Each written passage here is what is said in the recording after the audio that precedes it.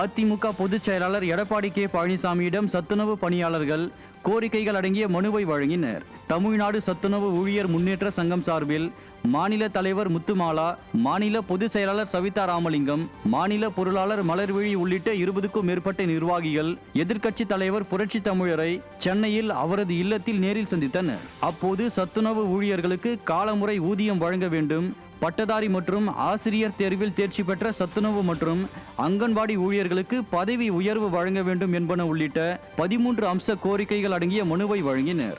மேலும் அதிமுக ஆட்சியில் தங்களை சிறப்பாக நடத்தியதாகவும் திமுக அரசு அதுபோல் நடத்தவில்லை எனவும் வேதனை தெரிவித்தனர். ஏன்னா இது புரட்சி தலைவர் எம்ஜிஆர் சத்துணவு திட்டம் தானே அவர் வெறுக்கிறாரு முதல்வர். அதனால நாங்க புரட்சி தலைவர் எம்ஜிஆர் சத்துணவு திட்டம் எங்க இருந்து தொடங்கப்பட்டதோ அவங்களுக்கே எங்களோட ஆதரவு கொடுக்கலாம்னு சொல்லி இன்னைக்கு சந்திச்சு நாங்க எல்லாருமே தமிழ்நாடு முழுமைக்கும் இருந்து வந்திருக்கோம். போராட்ட களம் வெடித்து கொண்டு இருக்கிறது. இந்த போராட்ட களத்தில் இருக்கக்கூடிய எங்களுடைய ஊழியர்களுக்காக ஆதரவு குரலா நாங்க இங்க நிக்கிறோம். வரும் ஆட்சி அமைந்தவுடனே இதை பரிசீலிக்கிறதா அண்ணன் சொல்லியிருக்காங்க, வருங்கால முதல்வர் அவர்கள் சொல்லியிருக்காங்க. இதை பரிசீலித்து எங்களுக்கான கோரிக்கைகளை, நீண்ட நாள் கோரிக்கைகளை நிறைவேற்றி கொடுக்கணும்னு கேட்டுக்கொள்கிறோம். திருவண்ணாமலை தெற்கு மாவட்டம் கலசப்பாக்கம் அருகே அதிமுக சார்பில் விடிய ஆட்சி உங்கள் வீட்டு பில்லேஸ் ஆட்சி விழிப்புணர்வு பிரச்சாரம் மேற்கொள்ளப்பட்டது. புதுப்பாளையத்தில் நடைபெற்ற பிரச்சாரத்தில் முன்னாள் அமைச்சரும் சட்டமன்ற உறுப்பினருமான அக்ரி கிருஷ்ணமூர்த்தி பங்கேற்று வீடு வீடாக சென்று அதிமுக ஆட்சியில் இருந்த விலைவாசி மற்றும் கட்டணத்திற்கும் தீய சக்தி திமுக ஆட்சியின் விலைவாசியையும் ஒப்பிட்டு ஆதாரத்துடன் எடுத்து கூறி இரட்டை இலைக்கு வாக்கு சேகரித்தார். ஒன்றிய செயலாளர் வழக்கறிஞர் ரமேஷ் ஏற்பாட்டில் நடைபெற்ற பிரச்சாரத்தில் ஏராளமான கழக நிர்வாகிகள் ஆர்வத்துடன் பங்கேற்றனர். சென்னை மாவட்ட எஸ்ஐஆர் பணி வாக்குச்சாவடி மறுசீரமைப்பு தொடர்பாக அங்கீகரிக்கப்பட்ட அரசியல் கட்சிகளின் பிரதிநிதிகளுடன் கலந்தாய்வு கூட்டம் நடைபெற்றது. சென்னை ரிப்பன் மாளிகையில் நடைபெற்ற கூட்டத்தில் அதிமுக சார்பாக முன்னாள் அமைச்சர் டி ஜெயக்குமார், கழக அமைப்பு செயலாளர் நா பாலகங்கா பங்கேற்றார். அதனைத் தொடர்ந்து செய்தியாளர்களிடம் பேசிய முன்னாள் அமைச்சர் டி ஜெயக்குமார், வாக்காளர்களை வெவ்வேறு வாக்கு மையங்களுக்கு மாற்றாமல் அவர்கள் இருக்கும் பகுதியில் உள்ள மையங்களிலேயே வாக்களிக்க செய்ய வேண்டும் என வலியுறுத்தினார். என்ன பண்ணுவாங்க, சென்டர் விட்டு சென்டர் மாற்றிடுவாங்க. ஸோ எங்களுடைய நிலைப்பாடு என்னன்னா, சென்டர் விட்டு சென்டர் மாற்றக்கூடாது. ஒரு வாக்குச்சாவடி மையத்தில் ஓட்டு போட்டுருந்தாங்கன்னா 1200 மேலே இருந்ததுன்னா அந்த சென்டருக்குள்ளவே வர்ற பூத்தில் நீங்கள் அட்ஜஸ்ட் பண்ணுங்கள். அதே போல் ஒரு தெருவில் வாக்குகள் வரும்போது அந்த தெருவில் பாதி தெரு ஒரு வாக்குச்சாவடி மையத்தில் வாக்குச்சாவடியிலையும் இந்த பூத்துலேயும் பார்ட்லேயும் பாகத்துலேயும், இன்னொரு பாதி பார்த்தீங்கன்னா இன்னொரு பாகத்துலேயும் பார்ட்லேயும் பூத்துலேயும் வரும். இந்த மாதிரி கூடாது அப்படி சொல்லியிருக்கோம்.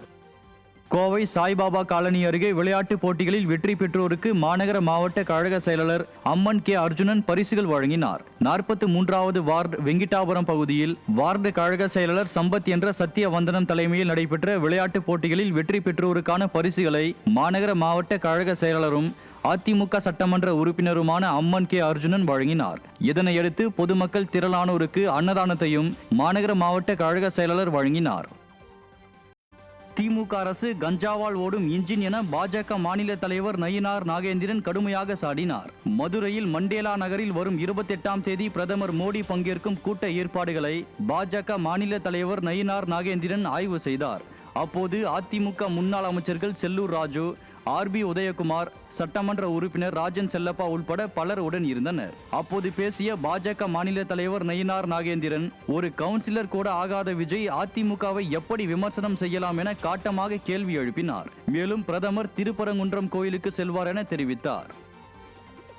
ஒரு போலித்தனமான ஆட்சி, திராவிட முன்னேற்ற கழக தலைமையிலான ஆட்சி, அதை வீட்டுக்கு அனுப்ப வேண்டும் என்பதற்காக நிச்சயமாக மக்கள் திரண்டிருக்கிறார்கள், ஒன்றுபட்டிருக்கிறார்கள்.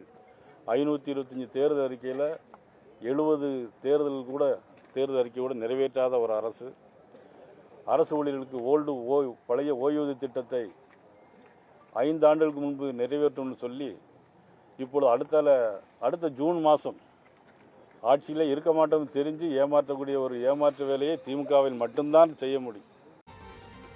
கடலூர் மாவட்டம் திட்டக்குடியில் விடிய ஆட்சி உங்கள் வீட்டு பில்லேஸ் ஆட்சி விழிப்புணர்வு பிரச்சாரம் அதிமுக சார்பில் நடைபெற்றது. கடலூர் மேற்கு மாவட்ட செயலாளரும் சட்டமன்ற உறுப்பினருமான அருண்மொழிதேவன் பங்கேற்ற இந்நிகழ்ச்சியில் கடந்த அதிமுக ஆட்சிக்கும் தற்போதைய விடியா திமுக ஆட்சிக்கும் இடையே ஏற்பட்டுள்ள விலைவாசி மற்றும் கட்டண உயர்வு குறித்து செயலி மூலம் வீடு வீடாக ஆதாரத்துடன் பிரச்சாரம் மேற்கொள்ளப்பட்டது. மேலும் புரட்சி தமிழர் அறிவித்துள்ள தேர்தல் வாக்குறுதிகள் குறித்த பிரசுரமும் மக்களிடம் வழங்கப்பட்டது. இந்நிகழ்ச்சியில் மாநில, மாவட்ட, நகர நிர்வாகிகள் பலர் பங்கேற்றனர்.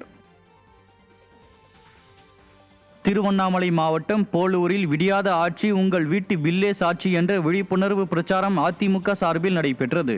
திருவண்ணாமலை மத்திய மாவட்ட கழக செயலாளர் ஜெயசுதா லட்சுமிகாந்தன் தலைமையில் வீடு வீடாக அதிமுக ஆட்சியின் விலைவாசி மற்றும் கட்டணத்தையும் திமுக ஆட்சியில் தற்போதைய விலைவாசி மற்றும் கட்டணத்தையும் ஒப்பிட்டு பிரச்சாரம் மேற்கொள்ளப்பட்டது.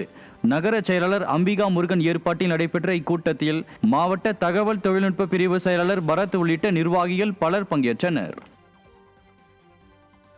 தருமபுரி மாவட்டம் அரூர் நகராட்சியில் விடியாத ஆட்சிக்கு வீட்டு பில்லே சாட்சி எனும் தலைப்பில் அதிமுகவினர் பிரச்சாரத்தில் ஈடுபட்டனர்.